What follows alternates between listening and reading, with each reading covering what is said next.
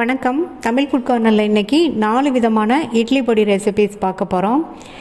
எல்லா பொடியுமே வாசனையாக இட்லி தோசைக்கு தொட்டு சாப்பிட்றதுக்கு ரொம்பவே சூப்பராக இருக்கும். இப்போ எப்படி பண்ணுறதுன்னு பார்க்கலாம். இது வரைக்கும் தமிழ் ஃபுட் கார்னர் சேனலை சப்ஸ்கிரைப் பண்ணாதவங்க சப்ஸ்கிரைப் பண்ணிக்கோங்க. எள்ளு இட்லி பொடி பண்ண போகிறோம். ஸ்டவ்வில் ஒரு பேன் போட்டு நல்லா ஹீட் ஆகிடுச்சு. இது மாதிரி ஹீட் ஆன உடனே இதில் 50 கிராம் கருப்பு எள்ளும் 50 கிராம் வெள்ளை எள்ளும் சேர்க்கிறேன். நீங்க ஃபுல்லாவே கருப்பு எள் சேர்க்கறதுனாலும் சேர்த்துக்கங்க, அல்லது ஃபுல்லாவே வெள்ளை எள் சேர்க்கறதுனாலும் சேர்த்துக்கங்க.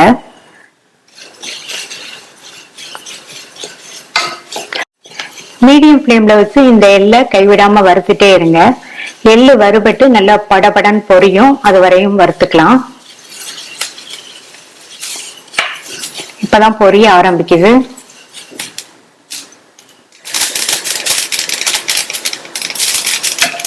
எல்லா எள்ளுமே பொரிஞ்சிருச்சு. இதை வேற ஒரு பிளேட்டுக்கு மாத்தி வச்சிடலாம்.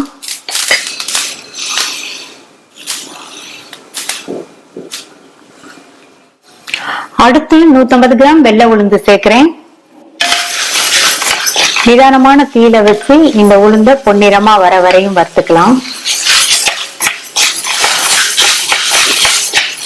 உளுந்த நம்ம பொன்னிறமா வறுக்கணும். ஆல்மோஸ்ட் வறுபட்டுருச்சு, இன்னும் கொஞ்ச நேரம் வறுபடணும்.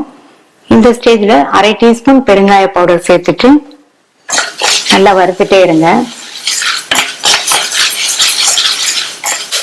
இப்ப பெருங்காய பவுடரும் வறுபட்டுருச்சு, உளுந்துமே நல்லா பொன்னிறமா வந்துருச்சு.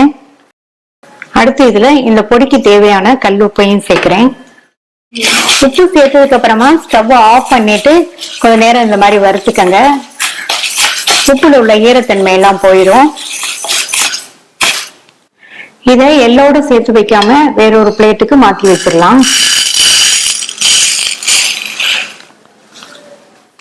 ஸ்டவ் ஆன் பண்ணிருக்கேன். இதுல 1/2 டீஸ்பூன் எண்ணெய் சேர்த்துட்டு 10 இருந்து 12 காஞ்ச மிளகாய் சேர்க்கிறேன். மிதமான தீயில வச்சு இந்த காஞ்ச மிளகாவை மொறுன்னு வறுத்துக்கலாம். மிளகாவும் வறுபட்டுருச்சு. இதையும் பருப்போட சேர்த்து எடுத்து வச்சிருங்க. எல்லாமே நல்லா ஆறிடுச்சு. எள்ளு தனியா இருக்கட்டும். எள்ளை தவிர வறுத்த மற்ற எல்லாத்தையும் மிக்சர் ஜார்ல சேர்த்துக்கலாம். ஃபர்ஸ்ட் இதை கொரகொரப்பா அரைச்சிட்டு இந்த மாதிரி கொரகொரப்பா அரைச்சிட்டு அதுக்கப்புறம் தான் எள்ளு சேர்க்கணும். இப்ப எள்ளை சேர்த்துடலாம். நம்ம பருப்போடையே எள்ளை சேர்த்து அரைச்சோம்னா எள்ளுல உள்ள எண்ணெய் எல்லாம் வெளியில வந்துடும். அதனால ஃபர்ஸ்ட் பருப்பை கோர்ஸா அரைச்சிட்டு அதுக்கப்புறமா எள்ளு சேர்த்து அரைச்சுக்கோங்க. எள்ளை சேர்த்தாச்சு. இப்ப எள்ளு அந்த பருப்பு எல்லாமே லேஸ் கொரகொரப்பா இருக்கிற மாதிரி அரைச்சுக்கலாம். அரைச்சாச்சு. சுவையான எள்ளு இட்லி பொடி ரெடி.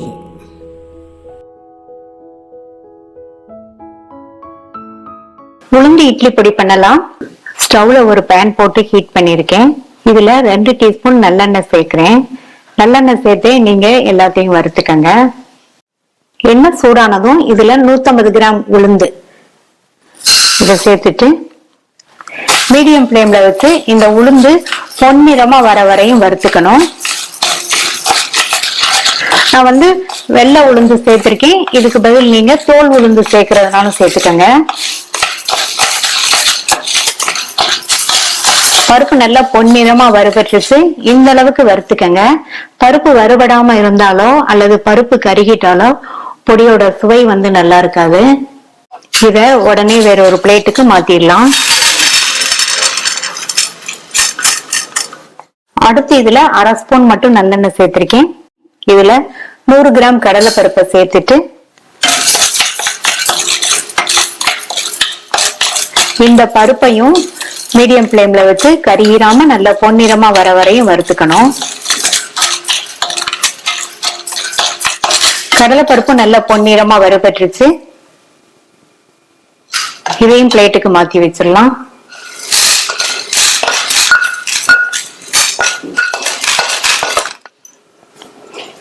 எண்ணெய் சூடாயிடுச்சு. ஒரு சின்ன பீஸ் கட்டி பெருங்காயத்தை உடைச்சு இதுல சேர்த்து வறுத்துக்கலாம். இந்த மாதிரி கட்டி பெருங்காயம் சேர்த்தோம்னா பொடி நல்லா வாசனையா இருக்கும். இன்னொன்னு, இந்த பொடிக்கு நான் பூண்டு எதுவும் சேர்க்கல.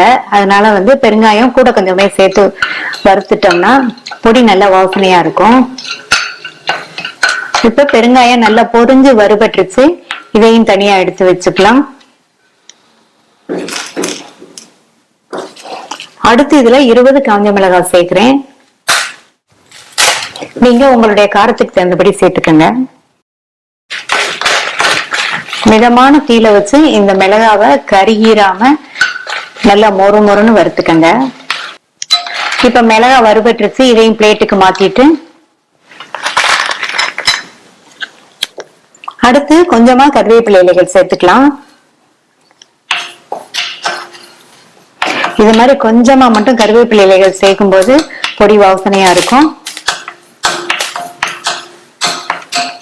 இந்த கருவேப்பிலை வாஷ் பண்ணி நிழல்லே உணர்த்தின கருவேப்பிலை.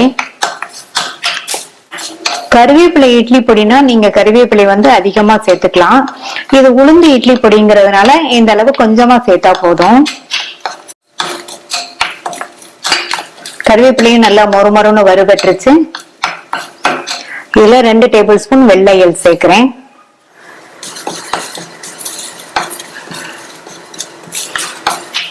இந்த எள்ளு ஏற்கனவே வறுத்த எள்ளு தான்.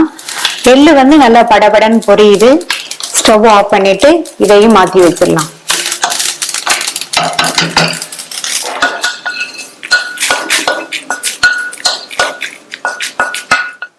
இப்ப ஸ்டவ் ஆஃப் பண்ணிட்டேன். பேனோட ஹீட்லயே இந்த பொடிக்கு தேவையான அளவு உப்பு சேர்த்து வறுத்துக்கலாம். இந்த மாதிரி வறுத்துட்டோம்னா உப்புல உள்ள ஈரத்தன்மை எல்லாம் போயிடும்.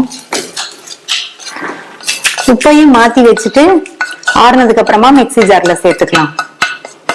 மிக்ஸி ஜாருக்கு மாத்தியாச்சு. இத ரொம்ப நைஸா அரைச்சிடாம லேஸ் கொரகொரப்பா அரைச்சுக்கலாம். அரைச்சாச்சு. சுவையான உளுந்தம்பருப்பு இட்லி பொடி ரெடி ஆயிடுச்சு.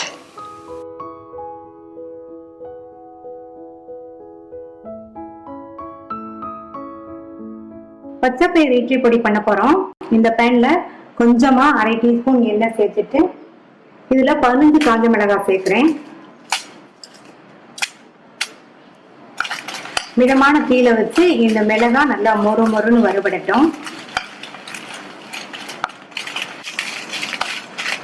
காஞ்ச மிளகாய் வறுபட்டுருச்சு. இதை ஒரு பிளேட்டுக்கு மாற்றி வச்சுட்டு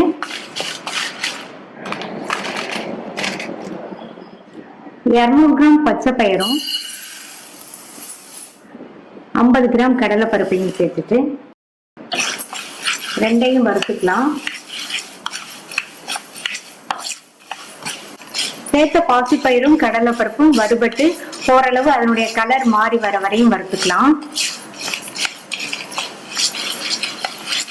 ஓரளவு கலர் மாறி வறுபட்டுச்சு. நம்ம சேர்த்த பாசிப்பயிறுமே வறுபட்டு நல்ல ஒரு வாசனை வந்துட்டு இருக்கு. இதுல கொஞ்சமா கருவேப்பிலை இலைகள், 1/2 டீஸ்பூன் பெருங்காய பவுடர், இந்த பொடிக்கு தேவையான கல்லுப்பு எல்லாத்தையும் சேர்த்து வறுத்துக்கலாம். கருவேப்பிலை வாஷ் பண்ணி நிழல்லே காய வச்ச கருவேப்பிலை, பெருங்காயம், உப்பு எல்லாமே நல்லா வறுபட்டுருச்சு. பருப்புமே நல்லா வறுபட்டுருக்கு பாருங்க. இப்ப இதை வேற ஒரு பிளேட்டுக்கு மாத்தி ஆற விட்டுறலாம். ஆறுனதுக்கு அப்புறமா மிக்ஸி ஜாருக்கு மாத்திட்டேன். இப்ப இதை லேஸ் கொரகொரப்பான பொடியா அரைச்சிட்டு வந்துடலாம். ஹெல்த்தியான டேஸ்டான பச்சைப்பயிறு இட்லி பொடி ரெடி ஆயிடுச்சு.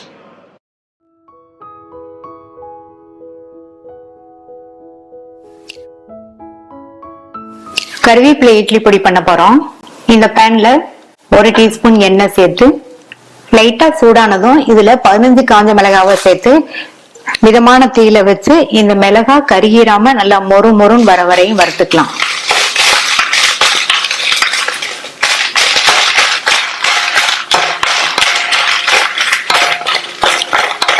இப்ப மிளகாய் வறுபட்டுருச்சு. இதை வேற ஒரு பிளேட்டுக்கு மாத்திட்டு அடுத்து இதுல கருவேப்பிலை சேர்த்துக்கலாம். வாஷ் பண்ணிட்டு நிழல்லையே காய வச்ச 3 கைப்பிடி அளவு கருவேப்பிலையை இதுல சேர்க்கிறேன். இதையும் மிதமான தீயில வச்சு நல்லா மொறு மொறுன்னு வர வரையும் வறுத்துக்கலாம்.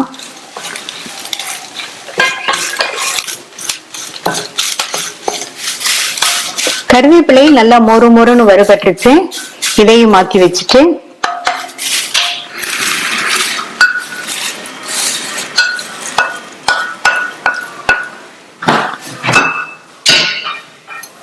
எழுபத்தஞ்சு கிராம் கடலைப்பருப்பு சேர்க்கிறேன். இந்த பருப்பு வறுபட்டு பொன்னிறமா வர வரையும் வறுக்கணும். கடலைப்பருப்பு பொன்னிறமா வறுபட்டுருச்சு. இதையும் எடுத்து வச்சுட்டு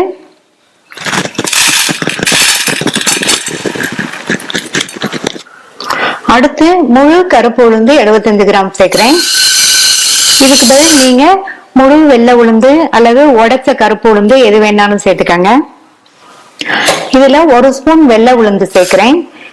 இந்த உளுந்தையும் மிதமான தீயில வச்சு பக்கத்திலேயே இருந்து கைவிடாம வறுத்துக்கங்க. இந்த வெள்ளை உளுந்து வறுபட்டு கலர் மாறி வரும்போது அந்த உளுந்துமே வறுபட்டுறத நம்ம தெரிஞ்சுக்கலாம்.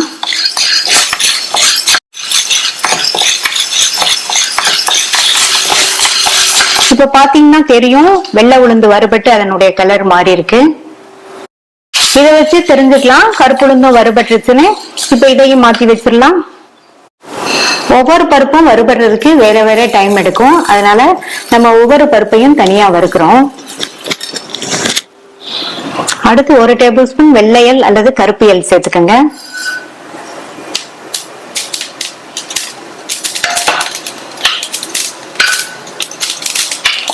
எள்ளு படபடன் பொரியும் போது ஸ்டவ் ஆஃப் பண்ணிட்டு இதுல 1/2 டீஸ்பூன் பெருங்காய பவுடரும் இந்த பொடிக்கு தேவையான அளவு கல்உப்பும் சேர்த்துக்கலாம். ஸ்டவ் ஆஃப் பண்ணிட்டு சேர்த்துக்கங்க. கடாய் ஹீட்லயே பெருங்காய பவுடர் வறுபற்றும். நம்ம சேர்த்திருக்கிற கல்உப்புல உள்ள ஈரத்தன்மையும் போயிடும். இதையும் இதுல சேர்த்துட்டு ஆறுனதுக்கு அப்புறமா மிக்ஸி ஜாருக்கு மாத்திக்கலாம். மிக்ஸி ஜாருக்கு மாத்தியாச்சு. லேஸ் கொரகொரப்பான பவுடரா அரைச்சுக்கலாம். நல்ல வாசனையா ஹெல்த்தியான டேஸ்டான கருவேப்பிலை இட்லி பொடி ரெடி ஆயிடுச்சு. ட்ரை பண்ணி பார்த்துட்டு உங்க கமெண்ட்ஸை சொல்லுங்க. தேங்க்யூ.